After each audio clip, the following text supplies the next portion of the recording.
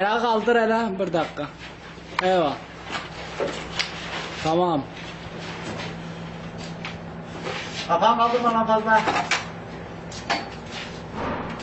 Aşo. Demirin arasına koy.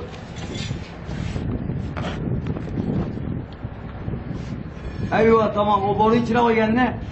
Tamam. Getir boruyu. Tamam. Hadi tamam koy borunun içine kendine. Kendine havadan açılır.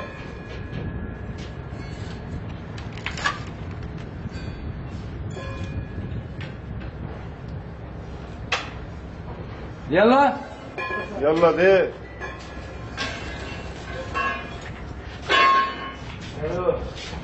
İyice yerleştir kendini.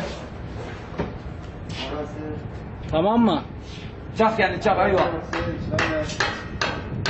Maksat gece saç çıkartması zor olmasın. Bir tane daha getir. Başka getir. Tamam. Yalla. Yalla Dorgut. Dorgut. Lan otur lan. Lan otur lan.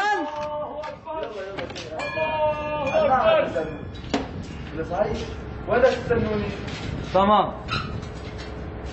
Az bırak kendini havadan kendini açılır. Aşır havadan. Bırak havadan açılır kendini bırak. Bırak havadan açılır kendini bırak kendini açılır. Bırak hele bakayım elin ele. Tamam gel beriye. Şunu koy üstüne, şunu koy, şu boruyu koy üstüne. Ağırlık koy kendine. Tamam halas. Güzel. Diyorlar Tamam, çık gel. açın. Çık acele. Allahu Ekber.